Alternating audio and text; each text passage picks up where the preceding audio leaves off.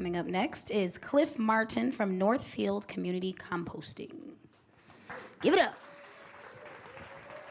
Awesome. I'm going to speed through stuff for the sake of time. I'm still like wriggling around in awe of the Baltimore folk and that amazing project, bringing together so many aspects of building power and organizing, but also building new systems that are equitable and sustainable for the environment. Amazing work. That's awesome. Everyone else's too. I'm just thinking about that. So I'm from Northfield, Minnesota. That is south of the Twin Cities. It's named after a guy named North. It's not north of the cities. Northfield, Minnesota. It's a rural town, but it's also a college town. We have Carleton and St. Olaf College, two private liberal arts colleges. So we're not the same kind of like rural town that most of rural Minnesota is. And that makes a very unique opportunity for us being able to do curbside composting. And that's what I'm going to talk about today. So a little bit about me. I grew up living in the country, living in the woods, playing in the woods, also reading Ranger Rick comics, the little raccoon, environmentalist who taught me to hate SUVs and stuff like that. But also with my dad in particular, his parents grew up in the Great Depression, so they were very, it was the reuse and recycle. Like there was not waste. That was a silly idea, and he kind of did that. He didn't necessarily teach me that, but I was around it all the time. In fact, just last night I was dropping off a load of popcorn. I'm also a sustainable farmer, like part-time. I was dropping off a load of popcorn at my dad's house because I was going to process some of it there. And in this trailer, I had a whole bunch of wood scraps that some other farmers were just going to take to the dump. And my dad is like, "Wait, what are you doing with all that wood?" I'm like, "Oh, we're just going to throw it away." And he's like, "Are you kidding me? That's firewood and it's stuff I'm going to make shelves out of." And we unloaded the entire trailer. It was just another moment of, for the sake of time, because I couldn't deal with it, I would have just tossed that stuff. But there's my dad swooping in again, like, "No, this can be reused." And that's that like ethic and that culture very much exists. And this is getting into some of this as has been mentioned. That very much exists in the working class. That's not just like upper middle class white liberal ethic about environmentalism. Working class people do care about the environment. They do care about reusing and recycling. Sometimes some education needs to be done, but that is very much there in the culture.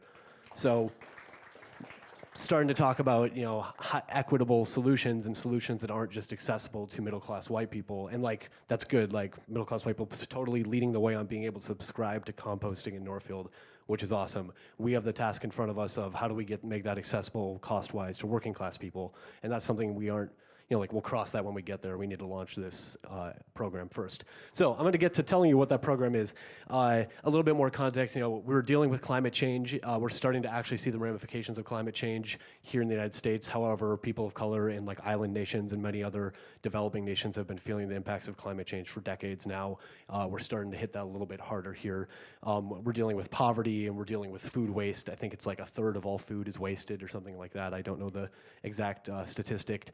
And kind of in that context, I see us as being in the United States having a responsibility to change, to stop the systems that are doing that kind of waste, that kind of inequitable economic situations, destroying the environment, stop those systems, and also build new ones.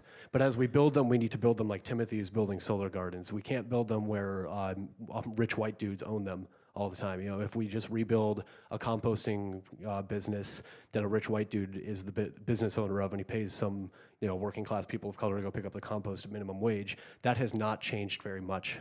That's not the system we want to build. How do we democratize ownership into marginalized communities in particular? That's kind of the conditions and the why of this project in Northfield. So getting into what that looks like or how we go about that, there's a couple practices that we kind of keep in mind for that.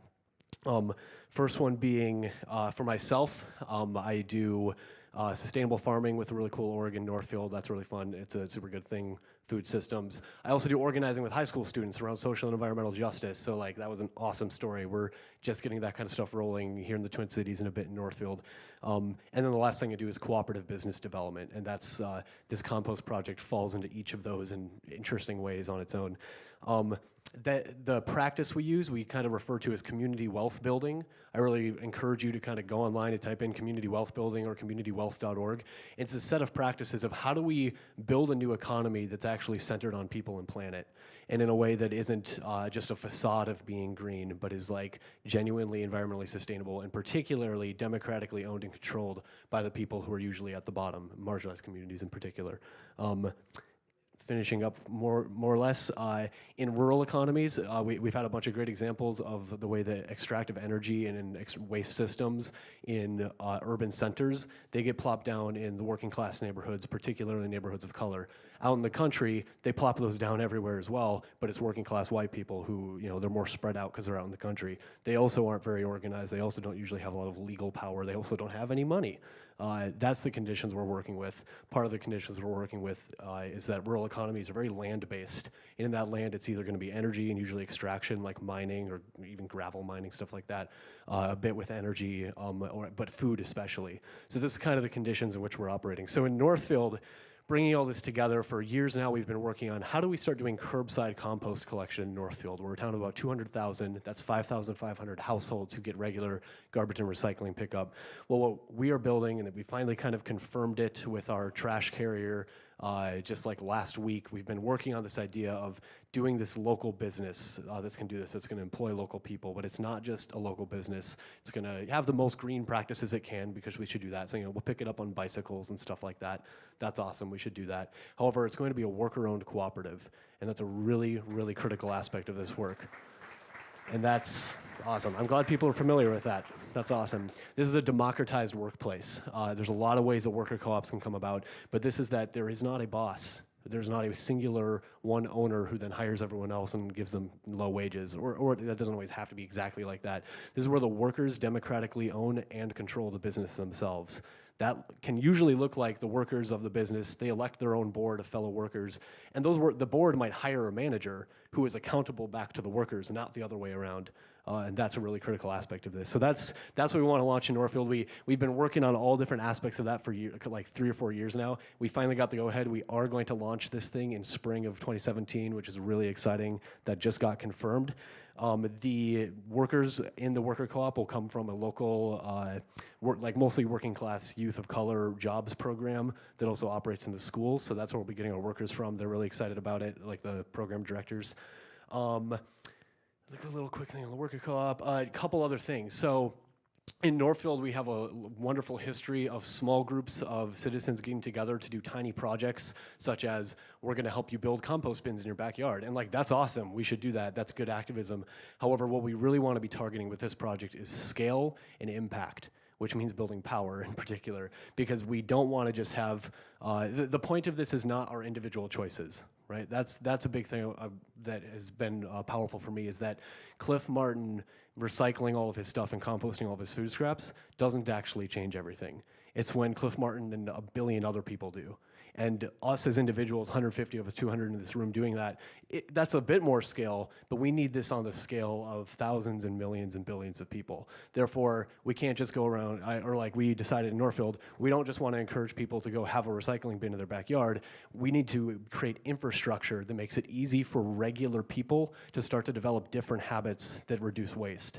That's really critical, and therefore we need a business. We need to eventually mandate from the city or from the state government that you have to compost.